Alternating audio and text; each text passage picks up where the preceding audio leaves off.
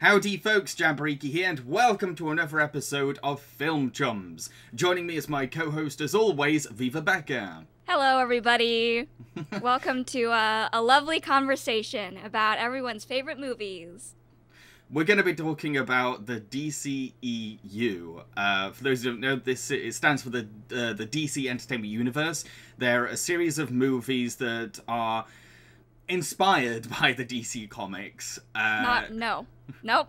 Not even inspired. Not even going that far. Wow. No. See, Viva knows DC more than me, so like she's gonna have the main authority when it comes to like faithfulness. Batman doesn't kill people. That's like a big thing for him. When does he kill people? Remind me.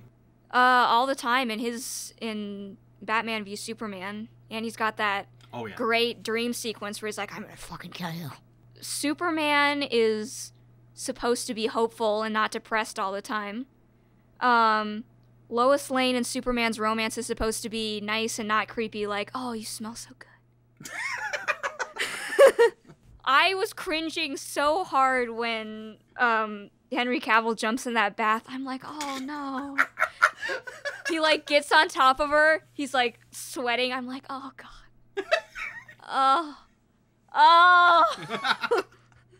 What are you doing? She smells him. She's like, oh, you smell so good. I'm like, oh. Oh.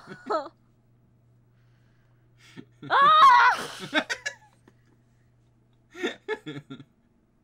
Wonder Woman is not this amazingly more powerful than all the other Amazons person. She has a similar level of power compared to the other Amazons. And they have her, like, kicking ass as a child. I thought that the weirdest for that was with Wonder Woman 1984, where they let her join the games. I was like, yeah, there's some talented kids out there, but this kid is like, what? Also, wasn't her mom, like, really against her training at all? And, like, she was trained in secret until she was, like, a teenager? So how the frick did she get in these games? I know, that was another thing I got confused with those games. It's like, wait, why is the mom watching happy? Isn't this a part in the in the storyline where she's like, yeah. It's confusing. And the Amazons were, like, all created to protect people. So they all have these, like, God-given powers. It's not just Diana that can do that. I know people love Gal Gadot as Wonder Woman, and my answer to that is why. You know, she's 3 feet tall and she's not even muscular. And I think it's just a joke when they show the scenes on Themyscira and they've got all the extras who have been training and are ripped, and then you show tiny little Wonder Woman who's supposed to be the strongest of them all who's not even ripped. I don't care that she can do pull-ups. She doesn't look like Wonder Woman. Wonder Woman is supposed to be big and muscular. Which definitely just taps into Hollywood's relationship with, like, representing masculine women in general. That definitely just taps into that, really. So it's like a widespread problem, and DCEU is one of the culprits. But yeah, so where do we even begin with this? Well, the thing is, the DCEU has, like, a very mixed response from audience and critics. Like, the consensus seems to be that only a few of the films are actually good. What do you think is the root of DCEU's, like, lukewarm reception, let's just say? The root of the problem is that there's nothing recognizable in the movies that you can latch onto. Characters or story or even celebrity personas, there's nothing that you can latch onto. Yeah, that's I'll definitely get into that in a bit, but like one of my issues with the DCEU, and something that made me appreciate the MCU more, is the fact that they don't utilize their celebrities' personalities or the public personas. You could put anyone in these roles. There's nothing to latch onto. It's not the celebrities. The story isn't good, and the characters are certainly not the characters that they say they are. They're just not. They're the opposite of the characters that they say they are, so that's good. Yeah, well, that's the thing. Even though I've not read the DC comics, I'm like, hang on, no. That's not how it goes. What are you doing? It's like, if even a casual can be like, this doesn't reflect the legacy, then you're kind of doing something a bit weird. The effects on these movies are embarrassing. Yep. I totally agree. They should No be arguments. embarrassed. Like the green screen in Wonder Woman, stinky. The green screen in all of them are usually pretty bad. The CG in the Snyder Cut. Oh my goodness, the underwater effects in Aquaman. Yeah, as much as I love Aquaman, I was a bit like underwhelmed by the underwater effects in that. Oh my gosh, the mustache effects, stinky. The thing was that, like, when people made a big deal about that on the internet, I was like, oh, it can't be that bad. I finally watched it and I'm like, oh, I see it. I see it. It's plain as day. Even some of the character design, like the physical characters design stuff is bad. Like the design of the, first of all, the design of all of the costumes in Birds of Prey was stinky. The hunting, like the assassin guy in Aquaman looked terrible. The freaking hair dye looks terrible. Confession, I kind of love that design because it looks so bad. Because it looks like a B-movie kind of effect. And you know I like my trashy B-movie effects. So when I saw this, it looks like something out of some Ed Wood movie. Sick. I'm sorry, I liked it. Just this oversized silly head. I'm like, yes! The only B-movie effect that they have that actually works is Shazam's terrible design, and that's because that's the point. Yeah, it's meant to look goofy, and the film is always aware how goofy he looks as well. But for me, I think there are several problems, really. Mm-hmm. But it has to be a huge lack of direction, which has resulted in the franchise having little to no identity. And this is not me being hyperbolic, because even the writer of Justice League says that Warner Bros. Themselves don't really have a creative roadmap for the DCEU. Like, they don't know what they're doing. All they're concerned about is releasing these films and competing with the MCU. That is their number one concern. And that shows. That shows in the finished films. It really does. And because they're so concerned about their reputation above anything, they're constantly distracted with all these recuts and reboots to, like, fix what it's been known for. And the more they do that, the less you see this as a franchise and more of, like, well, kind of a mess. But, like, a lot of their films, they take themselves way too seriously. There's, like, this air of desperation to be taken seriously as well. And the end result is films that end up either being too boring or too pretentious. And, like I said, there's nothing to connect to because of that. Yeah, even the Harley Quinn film, which is supposed to not be like that, and they try to make a point of it not being like that, is like that. When they try to do goofy, they can't seem to find the balance of having some kind of dramatic weight to the story while also having a sense of humor. It doesn't seem like humor is one of its strengths in general. And there are a lot of DCEU films where I laugh more at the unintentionally funny moments than the actual moments that are supposed to be funny. Particularly with Batman vs. Superman, which has some of the weirdest moments ever. With, like, things like Granny's peach tea and whatever the hell Jesse Eisenberg is doing with Lex Luthor. He's acting intimidating, obviously. Didn't you see how intimidating his performance was? He's channeling Mark Zuckerberg playing the Joker. And the thing is, like, it's kind of like quirky for the sake of quirky. You're psychotic. That is a 3-syllable word for any thought too big for little minds. Next category, circles. Round and round and round they go to find Superman. Wrong category, boy. No, triangles. Yes, Euclid's triangle inequality. The shortest distance between any 2 points is a straight path. And I believe the straightest path to Superman is a pretty little road. It's kind of quirky for the sake of, here's a character, let's do everything to make the character unrecognizable. Yeah, there's not an inch of Jesse Eisenberg's Lex Luthor that is Lex Luthor. If you said to me, well, okay, this is not Lex Luthor, it's his abandoned son, I'd be like, Lex Luthor Jr. Okay, fine.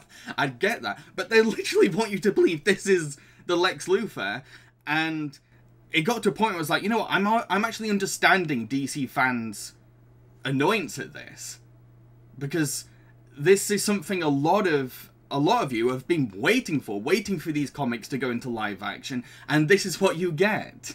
So, the DCU has been dubbed as inferior to the far more successful MCU. What do you think the MCU has done better than DC to garner a better reputation? Literally everything. And you guys know how I feel about the MCU. We talked about it last episode. Last episode. But yeah, literally everything. Effects, better in the MCU. Use of the cast is way better in the MCU. Character fidelity is way better in the MCU. All your basic movie making things are better in the MCU. Yeah, it's like whether you think an MCU film is good or not, you can at least say it's competent. Even for The Dark World, my least favourite out of them, I can say, well, it's competent. It's a movie. It's doing what it needs to do. And I can't say that to a lot of the other DCU films because, particularly the Zack Snyder ones, they're so busy waxing philosophy that they just stop. They're either busy waxing philosophy or building up the event film. And they just become these overstuffed nun movies. And I'm not one to dictate what a film can be, but like, come on, it gets to a point where a lot of these films just resemble Michael Jackson's Moonwalker, a bunch of random stuff stitched together. And a lot of ego massaging. But I think a big reason why the MCU is such a hit and why it has a bigger audience is the fact that it's just more intimate with its audience.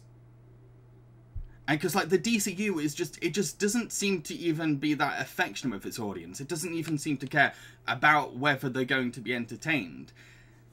And because they prioritize, like, what's going to look cool, there's just less, again, like you said, less to latch onto. It seems like they are working to be insulting to the audience the entire time. I don't know what, that's the thing, I don't know what they're going for. At least with the MCU, I get the direction. They're organized. They have these phases. They know the superheroes to give origin stories to make them relevant to the next event movie. Again, they're competent. There does not seem to be any rhyme or reason to how they decide to introduce these people when the movies come out, how they change the backstories around in between movies. Can you think of any good examples of, like, inconsistency? Yeah, how about how Aquaman spends the entire movie of Aquaman being like, I'm not a king, I don't want to be a king, I'm going to be a different kind of thing. I'm going to be a different kind of leader. And then at the end, he's like, yeah, I'm the king. Randomly. No reason. Just because it would be a cool shot to have him with dolphins behind him making, like, little designs. I'm comparing this to the standards of, like, the earlier films. There's at least a story compared to the earlier films. Not great stories, but stories. Just something is being told. And there's an A plot, there's an A point and there's a B point, and that's fine. Here's my little quibble with that, though, okay? I think that the character motivations and the reasons for all the plot points happening are so inconsistent that when you really take a look at the movie, it's more of a collection of things that you recognize from other movies, so it tricks you into thinking you're seeing a story, but it's not really a story, because there isn't really a growth in the character, any character. For me, I get what you mean, I get your gripe with Aquaman, but when you've watched films like Batman vs Superman and Suicide Squad that celebrate the bleakness and nihilism, it's just kind of a nice break to sit through a film where it's like, okay, here's a nautical superhero movie with spliced with elements of Shakespeare and Indiana Jones, and like, fine, fine, I'm on board. And that was enough for me. That was enough to be like, okay, fine. And it's much more colourful. All the actors seem to be having a bit more fun. I'm like, that's fine. That's fine.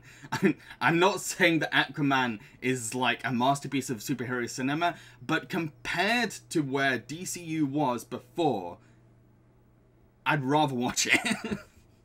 Oh, I was laughing my ass off when I was watching Aquaman. Sorry? I was laughing my ass off when I was watching Aquaman. The underwater effects, oh my goodness. And the actors that they got to play young Arthur, oh my goodness. Yeah, that was I will admit, that's something I didn't like, was they did not look like young Arthur. None of them looked like a young Arthur. Can I just say, and I know this is a nitpick, but Jason Momoa does not look like an Arthur. He doesn't. It's so strange when people call him an Arthur. I don't know what it is. But like, he just doesn't look like an Arthur. I think it's because we associate Arthur with lots of different like British stereotypes. I associate Arthur with like an aardvark. I knew you were gonna say that one. Yeah. But yeah, I like I said, considering the standards, Aquaman was one that I enjoyed a bit more. Also, the romance between Aquaman and Mera is stinky because there's no chemistry, and because it's hard to get past the fact that the actress is a man hitter. Yeah, that was a big reason. I was like, no, I'm not into.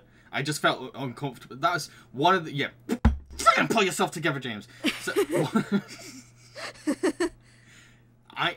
that as much as I love Aquaman, there was just this constant reminder. Yeah, that actress there, she's an abuser. It's so hard to feel for that character, knowing that it's a constant distraction. And I know that some people can separate the art from the artist. I can't. Yeah, not after I've seen the video of her. Confessing. No. Exactly. It's hard. I've heard that Jason Momoa is supposed to be like really kind and lovely, which makes it more awkward. I know. He's adorable. He's I've seen so many videos of Jason Momoa and like, oh, he's like a big teddy bear. Now here's a tricky question. Is there anything that you think the DCEU does better than the MCU? Personally, I don't mind the really dark color grading. I kind of like that look. They could keep that for me. I like how not all of the characters are surrounded by a lot of money and shiny tech stuff all the time, like in the Marvel movies. Well, that's something I'll definitely say about the DCEU, is that it seems less star-studded, and while that you could say that's kind of like, well, makes it less fun, it seems to be less, like, celebrity-driven compared to the MCU. Mm-hmm. That's something, they seem to take more risks with casting, is what I'm saying. I'm not saying they pay off well, but, like, when you're watching them, like, oh, I've never seen them before, I wonder who they are. Like, that's just something I noticed. It seems less flashy. They seem less flashy. Now you say your thing. I did a lot of work to come up with all those things. Okay, so for me, and I have no idea if you're going to agree or disagree, but I'm sticking with this because it's the only thing I could really find that I liked. And I think the DCEU does better music scores. Oh my god. I'm not saying that, like, in terms of, like, quality, because the MCU has much better sounding music, but it's so generic to me, and I can barely remember any of them. When I was watching the DCU films, a lot of the music, I was like, oh, I'm noticing this music, I'm remembering this music, I'm associating this music with the scene. And that, I didn't have that same kind of relationship with the MCU. So I will stand by that DCEU at least has more interesting music compared to the MCU. And I'm just ready for you to kill me now. No. I agree that the main themes, there's more memorable main themes for the characters. Oh, totally. I don't know how well the main themes were designed in terms of what they want to do. Like weaving together and coming together to form like a team theme. But I can't really blame any of the music department for that because DC has no idea what's going to happen, so the music department has no idea what's going to happen. They're under a lot of pressure, and it's hard to write a piece of music when you don't know what it needs to be for, so. I love the Wonder Woman theme. I can't say how well it ties into her character, but it just sounds so cool. It just sounds really cool, and it kind of reminds me of like a Robert Rodriguez kind of sounding track. I really like his music. So yeah, it's just a cool sounding song, and when you hear it, you associate it with Wonder Woman. And yeah, I just like it. Again, I'm not saying that these music scores are flawless, and I'm not saying that they've improved on the MCU quality, but when I hear them, I'm like, ah. The electric cello was a good idea for her theme. Yes, definitely, yeah. And that, I really liked how Aquaman implemented a bit of like synth into its film, because it's like a nautical cyberpunk film. I was like, oh yeah, it's an obvious way to go, but I was like, yeah, it's kind of cool. I liked it. The pain in my heart when you said I really like how Aquaman. Which would you say is your favorite DCEU film?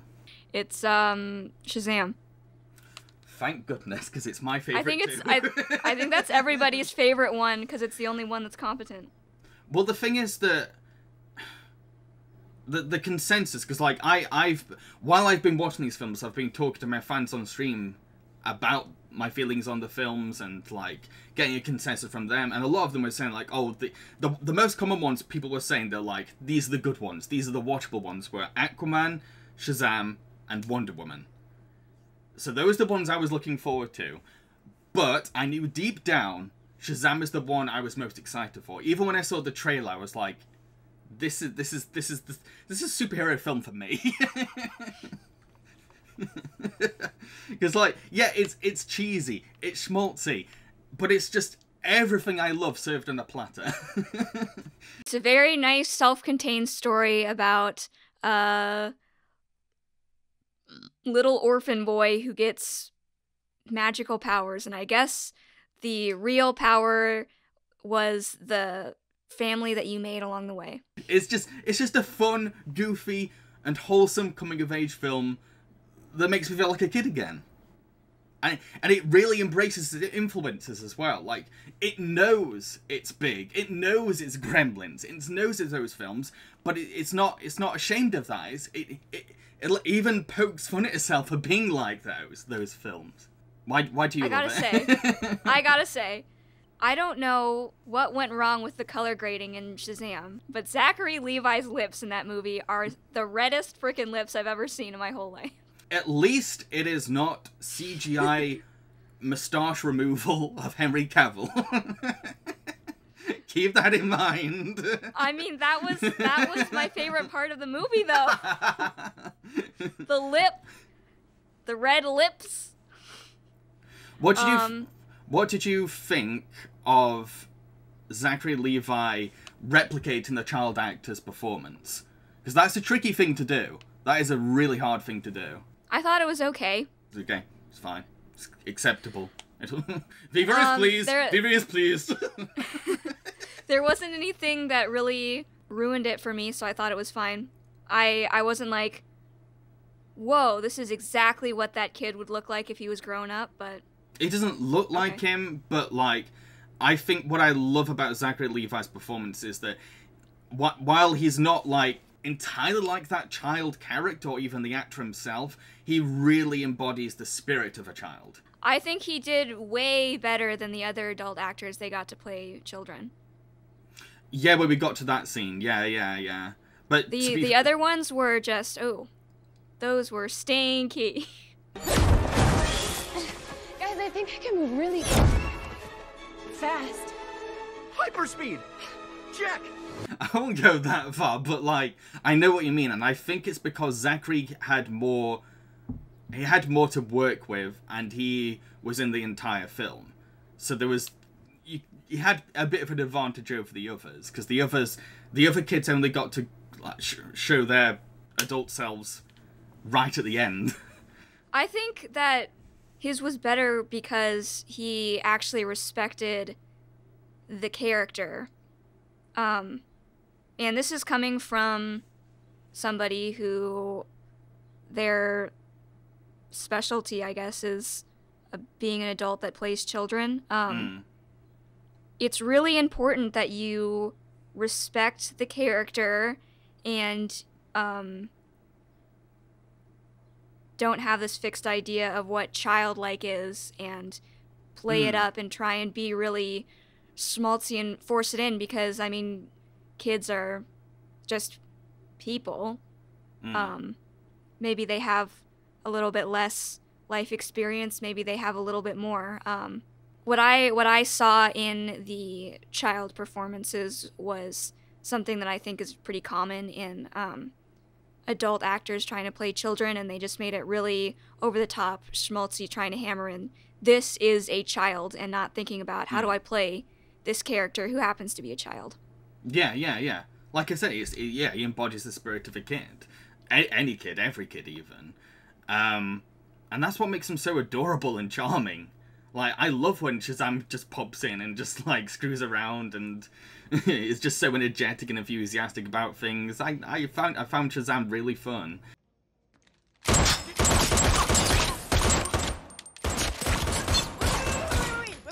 We still don't know if the suit is bulletproof or if you are.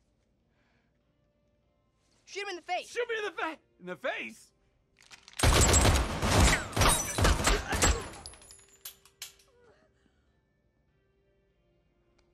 It kind of tickles. The heart of why Shazam is superior to the other ones is that it's just simple. It's just a simple, fine, fun, family-friendly superhero film. Well, it has a story. I mean, that's what I'm saying is, like, yeah. This is a story that you can explain, that you can tell. The other ones, you can't really explain the story. It's like, oh, it was this complicated string of things that happened. Yeah, absolutely. So another thing I liked about Shazam, and a big reason why I connected to it more than any other DCEU film, is that it taps into my own desire to become a foster parent one day.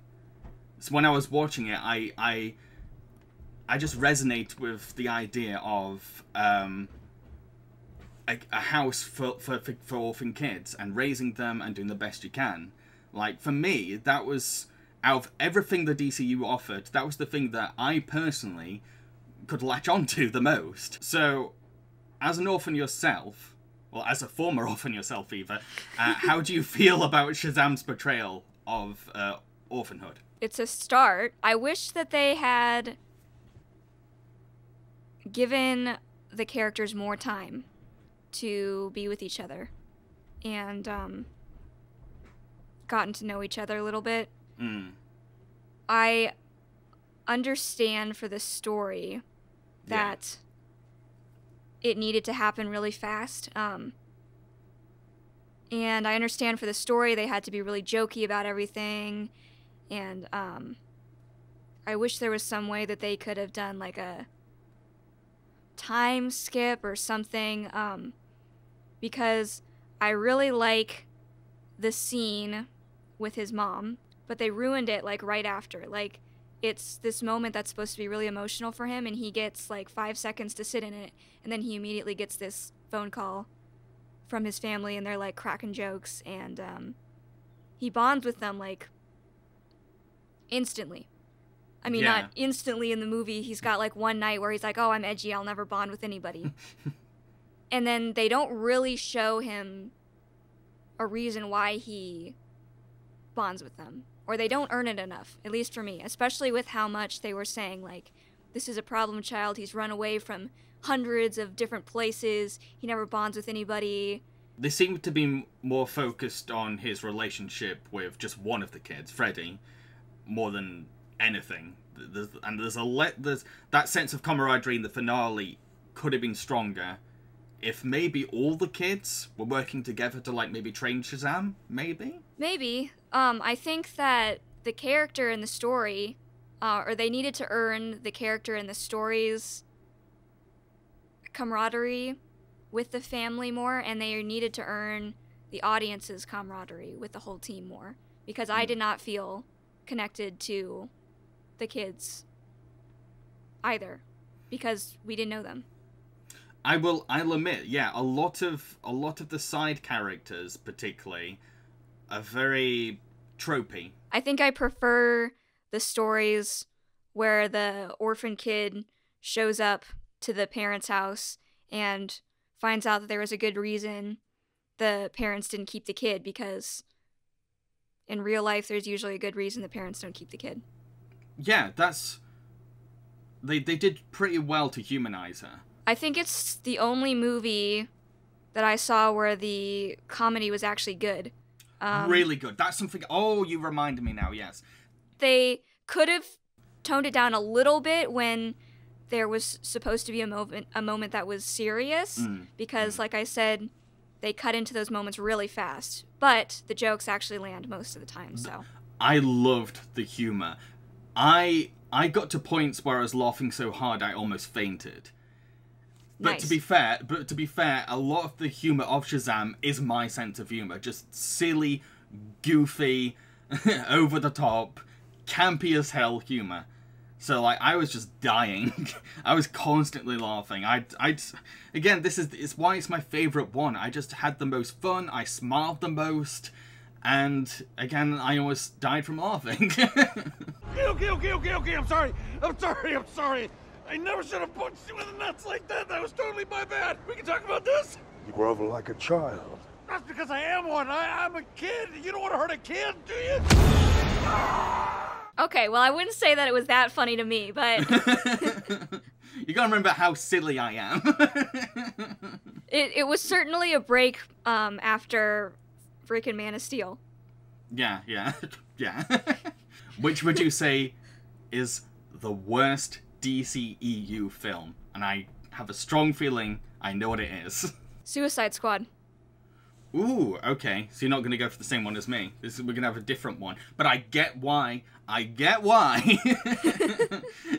yeah, I get what you mean about Suicide Squad. It was the first DCEU film I saw, and it was the one that made me go like, yeah, this series is not for me. But why do you think it's the worst out of them all? Well, first of all, it's not a competent movie, so I can argue on that end. But for me, personally, it was the one that I had the least fun watching, because the character assassination in that movie was brutal. And I was having a bad time watching what they did to the characters. I feel very personally about what pop culture and DC have done to the Harley Quinn character.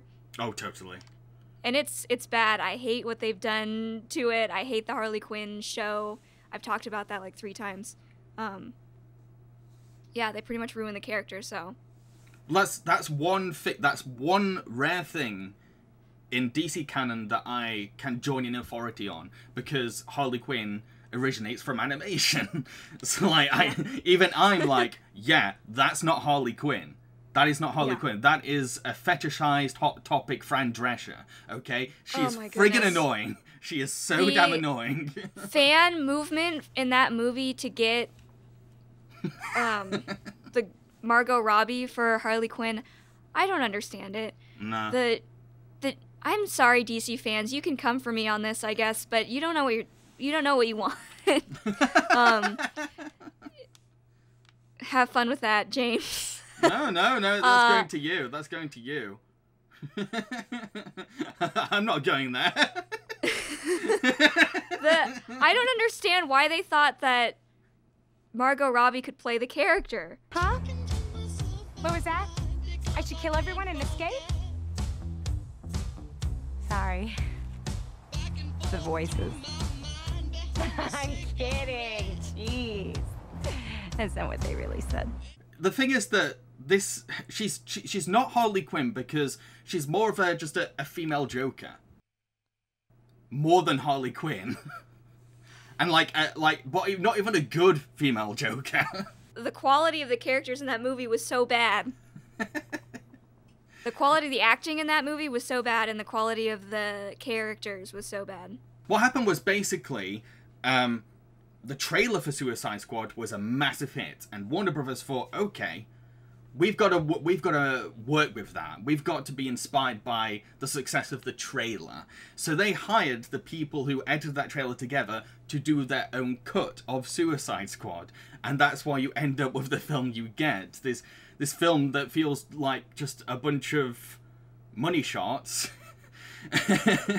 and jukebox soundtracks that are way too on the nose. Like, every time a character comes on the screen, they just go for the song where it's like, that's the song anyone would pick for that character. Yeah, well, you know those moments in movies where it takes you out because it was so obviously put in just for the trailer? Like a cool line where it maybe doesn't really line up with the character's motivations in the movie, or maybe it doesn't really make as much sense in the context why they would say it like that, besides it'll sound really cool. Like, this movie is 100% those moments. I have seen the extended cut of Suicide Squad. I saw it just to see, okay, what was it originally? What was it going to be? Because I knew that as soon as I reviewed this film, people are going to say, well, you've not seen the Ultimate Cut. And the thing is that, like, the Ultimate Cut is probably worse. Because it's longer and it has more unnecessary scenes. So, like, even if you said to me, no, you've got to see this version. No, that version's just as bad, maybe worse. Every scene was an unnecessary scene. And the Joker in Suicide Squad, the Joker, not really the Joker. Like, so it seems like they're trying to appeal to edgy, it seems like they were trying to appeal to edgy young men with the movie. It was an extremely horny movie. Yeah, it is. Yeah, and I'm like, is this really the Joker that edgy young men want? I think I broke Viva. Okay, so if you're going to ask me which I think is the worst DCEU film, it depends. The one I least enjoyed, or the one I think is objectively the worst. The one that you least enjoyed. The one I least enjoyed was definitely Man of Steel. I felt nothing. Absolutely nothing. And for me, when it comes to film, that's the worst feeling. For me, I want to feel at least something, because when you're feeling nothing, especially for like these films, which are almost like two and a half hours long, it's painful. When there are other films in the DCEU that actually make me angry because of, on a moral level, Wonder Woman 1984, but like with Man of Steel, there's nothing. There's absolutely nothing. Feel some sort of weird little satisfaction seeing Mr. America being played by someone who's not even American? I have to say Man of Steel, and I know it has its fans, and I know it has its defenders, but for me, it just seems like how to make Superman boring. Because I felt so disconnected. I felt no chemistry between Lois and Clark.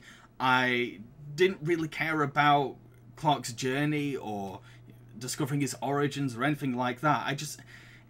I think it's possible because it's just so dry and it takes itself way too seriously, and it tries to go for like non-linear storytelling, and it does it so badly.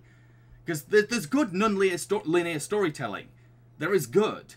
And they've done it before with like the Dark Knight films, but I feel like Man of Steel, is a poor example of doing that, because it's less of like, oh, this is an interesting non-linear story to follow, and more like zigzagging between different timelines at random. And there's I don't get what I'm supposed to be following, what I'm supposed to be caring about, because the timelines bounce between each other so much. The actions that the characters make don't make sense. Beyond telling or serving a very cheesy story. So they don't really feel very human. They don't feel natural. You can't connect with anything because they don't feel like people. Yeah, that's the thing. A lot of the characters in Man of Steel, they're very much shells or vessels that are just there. I mean, like a huge thing that stands out to me is when Clark is in the closet and he comes out of the closet and the whole school is there and all these kids that are bullying him, and he feels really very self-conscious about them knowing that he's different. And in front of all of them, too, he hugs his mom and he's like, "What's wrong with me?" And I'm like, okay, a kid who was really bullied and self-conscious about that wouldn't go in front of the whole school and say that really loud. Here's my biggest gripe with Man of Steel, and it's something I mentioned early on, and it's why I don't like the DCEU as much as I should. And that is, out of all the DCEU films, Man of Steel is the one that takes itself the most seriously. It's just when I look at it, it's just a feeling of grayness, just grey. I think the problem is that it takes itself really seriously and then doesn't deliver on that. Yeah, you know, absolutely. because like there can be superhero movies that are quite bleak that are enjoyable, but they have to deliver on their promises. Right, the big one. Recently, Zack Snyder's Justice League was released, a 4-hour version of the film he intended to make before he left the project. What are your thoughts on the Snyder Cut, Viva? Bloated. That's mildly putting it. I don't know why people are excited to see this vision. This is not any kind of completed vision. No movie would ever make it out of the studio like this. This is what you have before you edit a movie. Yeah. It's 4 hours for a reason, because it's got all these little threads and they haven't decided which one to follow yet. They haven't decided what they want to go with, so it's very unfocused, and it's kind of just throwaway little scraps that haven't been sorted. The thing is, you need second opinions. You need to have trust in your editor. If you let the director have complete power, you end up with things like the Snyder Cut. Well, I think the Snyder Cut, and when the director has complete power and there is no editing, there really isn't a vision. Part of the vision is the editing. You don't have a good product if you don't have the self-control to figure out what works, what doesn't work, and actually finish the project. It's not a finished project, and there is no... It's not. Yeah. It doesn't feel like it, but I think the two issues I had with the Snyder Cut would be, first of all, it's just so slow. So much slow. Because scenes are much longer now. And it makes it even harder to care about what's going on, because you're waiting for the next scene to happen, or you switch off because the scene's going on for so long you've gotten bored. So yeah, and it's like there's stuff, I will admit, yeah, there's some interesting stuff in the mix, but it's part of a project where there seems to be no direction. The only parts that were good were the parts that were actually cut down and shorter than the released version. It's like the original Justice League, I'm not a fan of it, but at least it has some momentum. At least when you're watching it, like, okay, I'm there. I'm at least paying attention. A little bit. attention. Yeah. Far more than the Snyder Cut, I was able to at least pay attention. But the other problem is, and you you've kind of said this already about it, but like, yeah, it's overstuffed. There's too many ideas, and it never gets to a point where like, oh yeah, this needed to be 4 hours. It never feels way justified. overindulgent. Yes. Way. 15-minute long dream sequences that have no bearing on anything and will never happen and are there for no reason. I hate saying this word, because critics throw it around very casually, but yeah, the Snyder Cut is pretentious. It is very pretentious. It's like the dictionary definition of pretentious when you watch it. Because, like, there's this assumption that, like, the longer it is, the slower it is, the more serious it is, the more profound it is. No, it just makes it more boring. It's a really surreal experience, I'll give you that.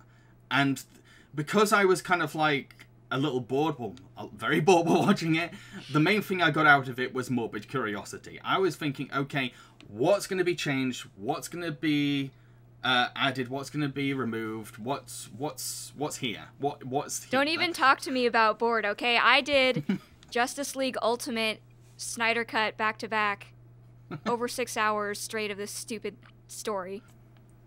I know this is a difficult question, but which aspects of the Snyder Cut improved the Justice League, do you think? Yeah, I thought that the very first scene where Bruce Wayne meets the Flash was better. And that's because that scene was actually shorter. They cut out some of the Flash's jokes. Yeah, I'm not a fan of the Flash's jokes. I didn't get what he was going for. Like, I get that the film wanted him to be like this adorable kind of character. It's kind of awkward, but I didn't get it. It was weird. Like, he went off into tangents that didn't even seem charming. They just seemed weird. Yeah, I think they were going for, like, this guy doesn't just move fast, but his mind also moves really fast. And so he has all these thoughts that he's got more thoughts than most people have. So it makes him seem weird when he talks. Yeah, I get that, but it's still not funny. I will give the Snyder Cut this. It at least treats Cyborg with a bit more respect and like gives more material for the actor to work with. Like, because the original Justice League, Cyborg was kind of shafted. He doesn't come off really great in the Snyder Cut. What do you think doesn't work in the Snyder Cut, though, for Cyborg, then? He does less detective work in the Snyder Cut. I think the way that they introduced him through the computer in the final version made him look better. He had better jokes in the finished version. I think he had a better chemistry with Superman. He fails to save his dad, who died for a stupid reason. There were definitely ways they could have tracked down those boxes without the dad superheating it. Like, they explain Cyborg's powers, and he's basically a god. He can do everything. You think he couldn't find those boxes? Like, he could. Also, he steals money, I think? I wasn't so sure what was going on there. I think he stole some money. I don't know. I don't know if it's stolen or not. It kind of implies it, but at the same time, it doesn't make it clear where the money is even coming from.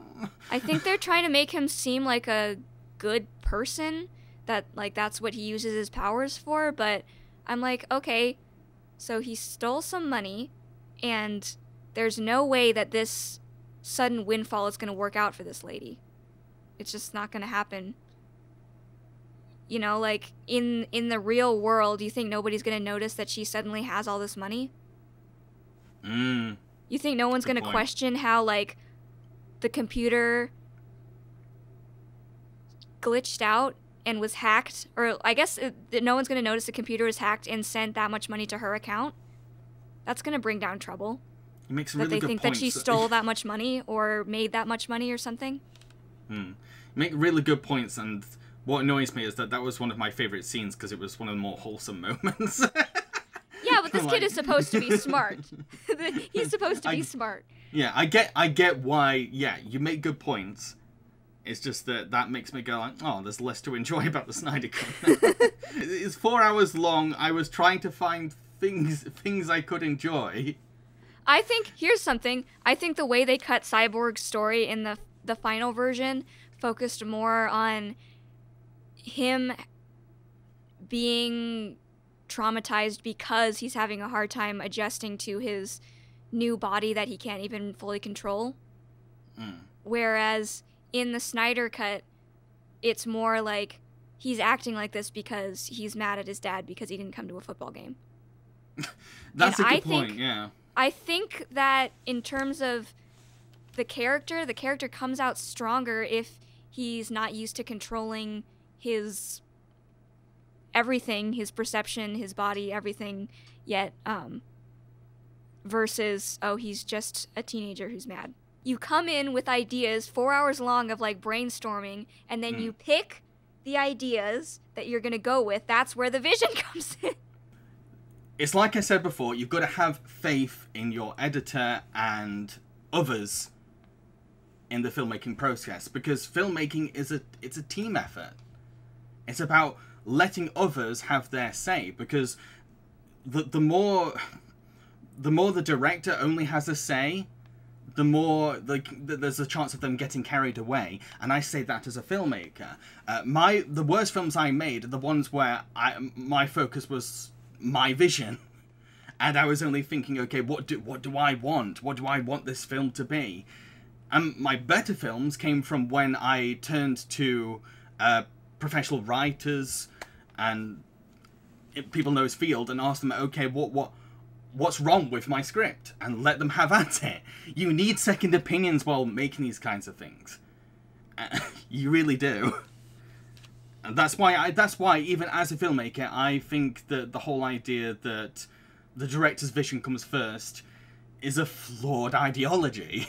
Yeah, people do not, in art, in anything, do not buy into the heaven-gifted visionary trope. It's not real. There is no person who's got this special gift that, like, when you see their real vision, it's going to be amazing and it's the only one that matters, because that's not how the world works. Filmmakers are human. Now, unlike me, you're a DC Comics fan, so I want to ask you this.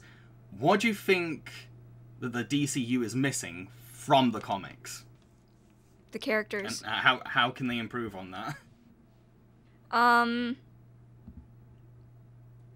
Maybe don't put all of your eggs into the basket of filmmakers that are not going to respect the characters. That is why I like the straight-to-video animated DC films. Because they're made by artists. They're made by people that have read the comics. Yes! Oh yeah, actually reading the comics would really help. Yeah, exactly. Like, they're passionate about the comics. When you see the DC animated straight-to-video films, they have quarter of the budget of DCEU, and they still make better films. Yeah, I think that it's so weird to me, especially with DC, but also a little bit with Marvel, that there is this disrespect to the comics and the artists and the writers that actually came up with these characters.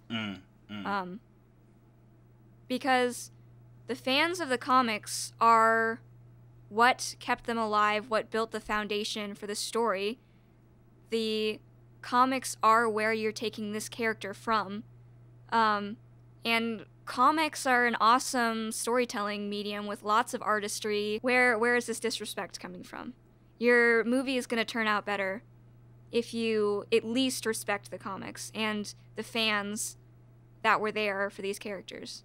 Is there anything from the DC Comics that you think that these films get right or fairly represent? I really like the design of Gotham City, because Gotham City has a very particular look, and it's kind of grimy and dark, and it's got the gargoyles, and it's got like the lightning, and the shot with Commissioner Gordon in Justice League where he looks up and Batman's on the gargoyle and he's got the lightning behind him, like that looks like a comic book cover. That was one of my favorite shots, honestly. That was one of my favorite shots. As good as Dark Knight was, it wasn't in Gotham City. It was in our world. And Batman doesn't live in our world. He lives in Gotham City. Yeah, because Nolan's focus was realism above everything. I know you're probably going to disagree with me, but like one of the things I liked about Birds of Prey was that it was about Gotham, and it was about the people that lived in Gotham. And it was kind of refreshing to just see a film that wasn't just about some kind of supernatural threat. You're already pulling faces. I found interesting. I want more films like that, but better. Because the problem with Birds of Prey was that it was trying to be a Harley Quinn solo movie and setting up Birds of Prey. Can you just say what you want to say? Can you just rip me one already? The pain of hearing you say what I like about Birds of Prey and I wish we had more. I'm suffering. I'm not saying I loved Birds of Prey because, like I just said, it's a very confused film. It doesn't know what it wants to really be, but I like the road it could go down because it gets really tiring seeing so many superhero films where it's just about some supernatural threat. I want to see something different, and I want to see different kinds of citizens in Gotham. I don't think it looked as much like Gotham as some of the other movies. I think it was very bright, and very colorful for it to be Gotham. And the design of the buildings they didn't push it far enough. The design of the buildings needs to be a little exaggerated, I think. I think the only part that really looks like Gotham was the end when they're in that over-the-top funhouse thing. And that's just because it was a funhouse that was dirty and at nighttime. Yeah. Again, I'm not the authority when it comes to, like, faithful depictions of Gotham, but, like, that's, from a cinematic perspective, and from looking at it as a shared universe, that's the thing that appealed to me about Birds of Prey. It was just the idea of diving into this city and showing you who lives there. I like that, but that's mainly because I'm a slice of life fan. I get a lot of entertainment out of seeing people just living their lives. That's what I like, and Birds of Prey had little moments like that. And I want more of that. And I know I won't get that. Okay, James. Let's take a moment and talk about the female characters in the DCEU movies. Right. And the female representation. Right. They have a problem, and it's the problem that Marvel has, that they were running into, especially in the last Avengers movie, where it's performative only, and obviously the people creating it don't share those views, but exaggerated. It's so extreme, and it's very disappointing to see how poor all of the female characters are, because they feel like sexist characters that were written by a sexist person, but spend all of their time trying to be as loud as possible about how they're not sexist. It's very hypocritical, and it leaves a pretty bitter taste to anybody who's watching any of these female heroes, either in their own movies or in ones where they're cameoing. Can you give a really good example of where a character is given a very sexist depiction? Well, the most obvious one, the one that's people have been talking about, are Wonder Woman raping that guy. Yeah, we're gonna go there. Yeah, we're gonna go there. And I know a lot of people say, no, it's not rape. No, it's rape. It's rape. The definition of rape is having sex with someone without the consent. Wonder Woman brings back her dead boyfriend by channeling his consciousness into somebody else and taking over their body and their mind and stuff, and then she has sex with that body that she stole.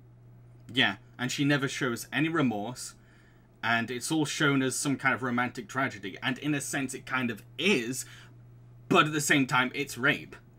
And this person that Captain Steve has taken over, this body, we know nothing about him. He has no relevance, and Wonder Woman never sets any boundaries once Captain Steve takes over this stranger's body. It's awful, and it makes that's what makes it the most morally reprehensible of all the DCEU films. And like, yeah, Birds of Prey has some shocking moments, but it's supposed to, because the main characters are villains. Wonder Woman is supposed to be a hero.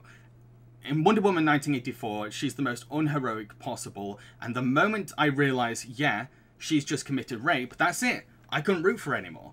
And then I started cheering on Pedro Pascal as he ate the scenery. I was like, yeah, screw the world! Wonder Woman is terrible in that movie. There's no self-awareness about what she's doing or what she's done. It's all... She's very selfish in that film. Well, I mean, what's the reason, you know? Like, we're supposed to be rooting for this hero. Like, why is this... I think I think we're supposed to be, like, happy for her that she's managed to reunite with her old lover. And I get that. And if you really enjoy the chemistry between those two characters, yeah, I get how you'd be happy for that. Mm-hmm. But the process she goes about to achieve that? Yeah, it's very obvious that to these heroes and to that movie that it thinks there are two classes of people and one class is just meat and is not there for anything. Yeah. The other, I guess, hero of the movie, like, she gets catcalled, and while that is not a great thing to happen, I don't know if the appropriate reaction to that is murder. I don't think it's a good message to send to people. The world would be better if women just had superpowers so that they were not held down by men anymore and they could just murder and rape them, and then that would be good. There's a reason it's considered the most hated out of all of them. Like, because like, the other DCEU films, yeah, people are like, oh, this is bad, oh, this is boring, but the backlash to Wonder Woman 1984 is probably the strongest I've ever seen. Like, people are genuinely offended by the existence of this film. They really are. It's a very sexist movie. It is, yeah. But it's preachy at the same time, which makes people mad. Yeah. I'm surprised that there wasn't as much around Birds of Prey, because I think that one was also a pretty sexist movie, and it was also very preachy. I don't like how it was constantly hammered in that women have to be victims. I don't think that was in very good taste. And I know that it's supposed to be like a story about that, but I really don't think that they had to tell that story. It did seem at times, and this is probably intentional because it had a very Tarantino-esque kind of style it was going for, but it reminded me a lot of an exploitation film, a very dated exploitation film. That does bring on to something, though. The ending to Birds of Prey sets up a Birds of Prey movie, as strange as that sounds. Would you look forward to a film that would be about those three characters? No. And why is that? Because those characters are not the characters they're saying they are. The performances are not interesting, and I'm not interested in seeing a film about the characters made by these people looking like that, being like that. No.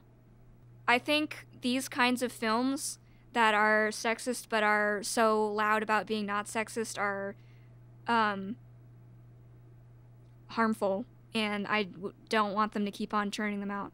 The balls of Birds of Prey to make that kind of movie with all the insistence on, like, everyone's a sexual assaulter, like, women power and that kind of thing.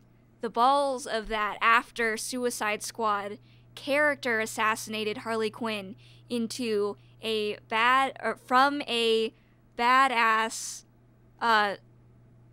anti-hero character who is more powerful than the Joker and can do all this cool stuff and is like very interesting because it's like she's a good person, but is she, like, what's going on? How do we control this, like, extremely powerful character to basically a hoe who can't do anything and needs her boyfriend to keep on breaking her out of prison and can't even swim? The balls to try and use that character in a Birds of Prey movie like that after what they did to her in Suicide Squad. My goodness. They destroyed that character and made her like the most sexist version of her. Absolutely. And then they tried to make Birds of Prey. Oh my goodness. Okay, so those are your thoughts on female representation in this film franchise. As a minority yourself, how do you feel about the DCEU's race representation, and do you think it does it better or worse than the MCU? Oh man. It varies over the franchise. But if I had to say overall, there's more characters that are different races and they are there are more good ones. That's something I liked about the original Wonder Woman, was how it showed that back during the World War, British forces weren't just white people. It was incredibly diverse, and a lot of like racists today get angry at that, but no, it's true. Like the British force, the British army back then was incredibly diverse, and that's something I really kind of liked about Wonder Woman, how it explored that. At least shed a light on it. I can't argue with the fact that they put more energy into diverse casting. Suicide Squad was pretty bad for race. I mean, it had different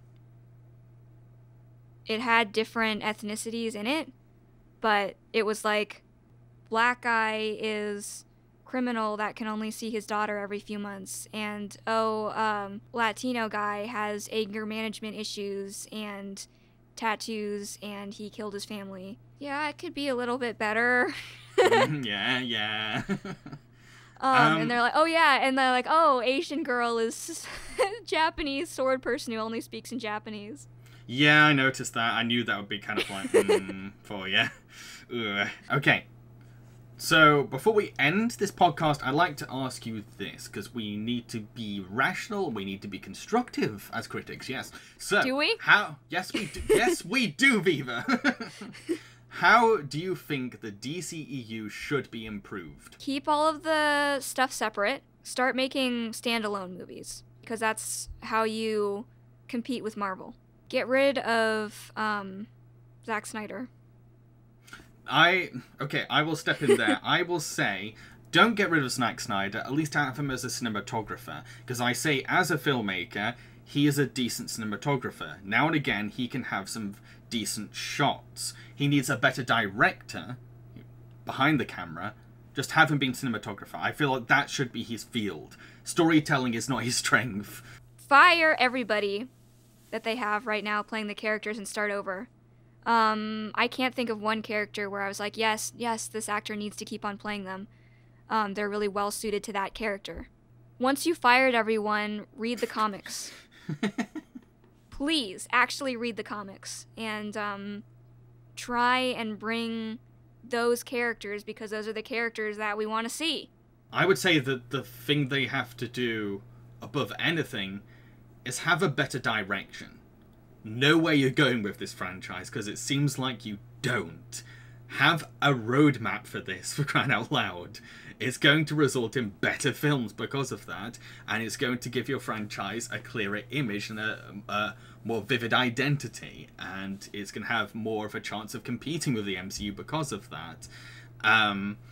Sticking with my Zack Snyder cinematographer, I feel like if he's going to be in this industry, at least give him a role that he can actually do. I would also say, yes, read the comics, but if you want to see, okay, what's a good example of taking the comics faithfully and putting them into film, watch the straight-to-video animated sequels. Don't go into them with a bias, because they will definitely surprise you. I went into them, like, not knowing what to expect, and I was deeply impressed, and I'm a fan now. And it's made me want to read the comics. And that should be one of the aims of these, of any comic book based franchises, inspiring audiences to read the comics, because not enough people read comics. I've been Jamboree. And I've been Viva Becker. Can you remember who you are? Can you remember who you are? No. This I don't remember Viva anything. Becker. This is Viva Becker, everyone. Okay, make Is sure it? to. It is. You're Viva Becker. Make sure I'm just to. a shell after watching that. I'm a shell after Snyder Cut. I feel nothing. I am nothing. Right. Cheerio, folks. Bye.